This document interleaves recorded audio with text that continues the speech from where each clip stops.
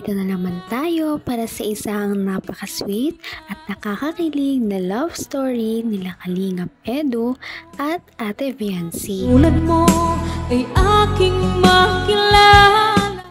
Sa pagpapatuloy ng ating love story ay dumayo na naman ang Kalingap team sa bahay nila Viancy.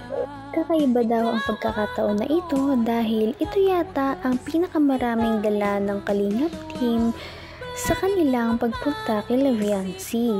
Kaya naman, medyo kabado raw si Kalingap Edu dahil mukhang may gagawin siyang special ngayon para kay Viancy.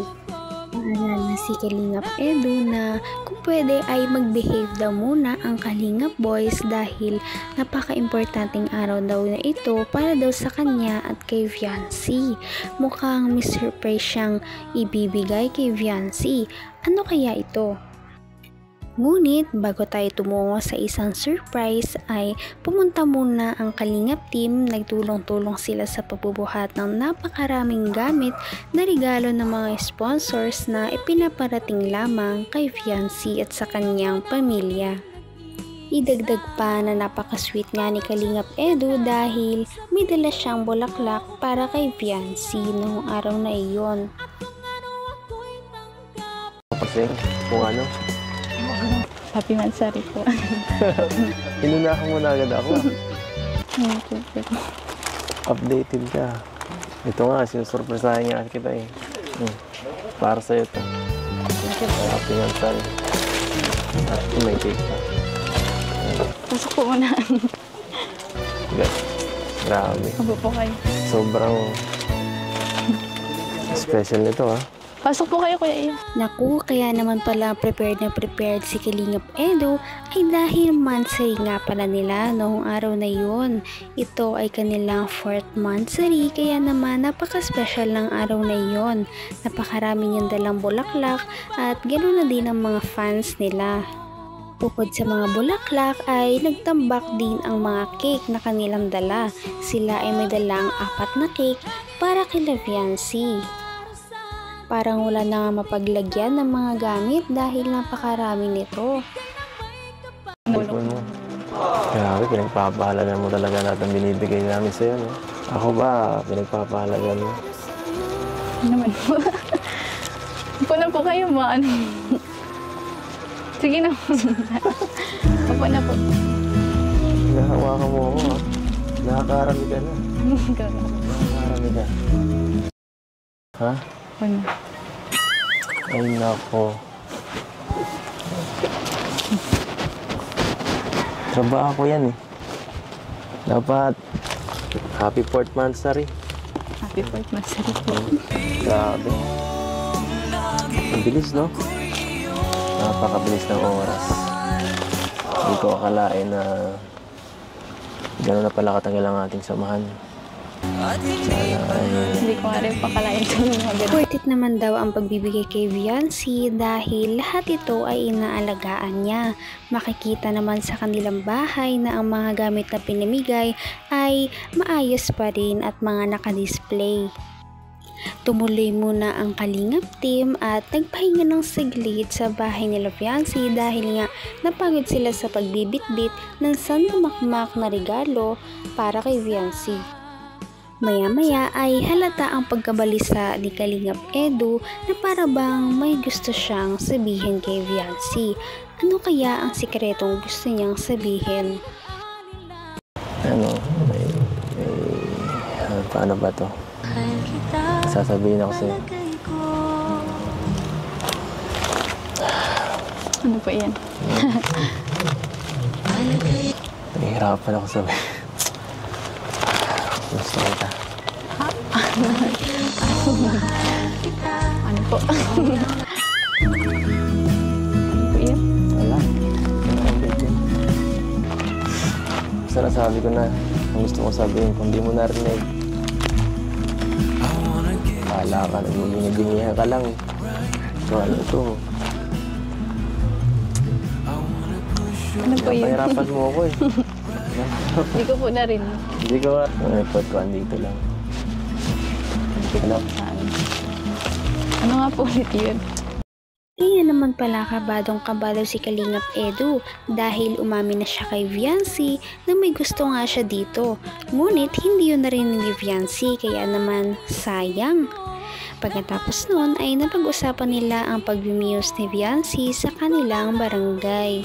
Talaga namang nagsiselo si Kalingap Edu dahil kung po pwede raw ay gusto niyang siya lamang ang nakakakita kay Viancy dahil nga sa napakaganda nito. Ngunit dahil wala naman daw siyang karapatan ay okay lang daw yun. Suportado niya daw si Viancy. Wala po kayong tiwala sa akin. May tiwala ako niya. Sa kanila wala. Okay? Ay, Ano po, ayaw niyo po ba ako sumali doon? hindi okay sa akin. Sumali ka lang doon. Walang problema yun sa akin. Ba't ang dami niyo po sinasabi kanina? Parang minamarningan lang kita dun sa mga possible na pwede mangyari. Diba? Pagka sa mga ganyang mga muse, minsan may mga medyo nakakaano lang. Ako, ayoko marami nakatingin sa'yo, no? Maliban sa akin. Matapos kang comfortin ni Viancy, si Kalingap Edu ay gumala muna sila sa kanilang bahay. Makikita natin ng mga pinamigay ng mga fans, ang mga ref, ang water dispenser, yung mga pangnegosyo nila at yung mga washing machine. Talagang iniingatan nito ni Viancy dahil lubos ang kanyang pagpapasalamat. Maya-maya ay may topic na naman silang napag-usapan. Sapat. Ano nga po pala yung sinabi niyo kanina? Sabihin niyo na po matagal pa po ang birthday ko. Matagal pa. Panoorin mo na lang ulit. Basta. Hayaan mo na yun. Tara na lang. Sayang sa oras. Buksan ta na lang lahat nito. Hindi nga makamove on si Viancy sa hindi niya narinig na sinabi ni Kalingap Edu. Ganun pa man ay sabi ni Kalingap Edu, panoorin niya na lamang daw ang video para malaman niya kung ano ang sinabi ni Kalingap Edu. Pagkatapos nito ay nagbukas sila ng napakaraming regalo galing sa mga fans at supporters. At nag-stand out nga ang isang gift na ito dahil ito ay isang kwintas na sinuot ni Kalingap Edu kay Viancy. Kaya naman kinilig ang mga manonood. Yan ako sila. Wala kang kiliti dito. Yung buhok mo. Tatawa po ako sa inyo. Sikla yung buhok mo. Yung buhok mo na nakasa.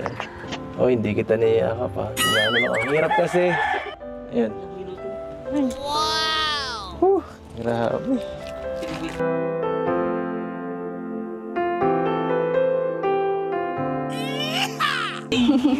Yan, bagay na sa'yo, no?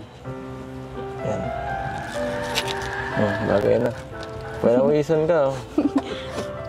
Init po. Init nga, no?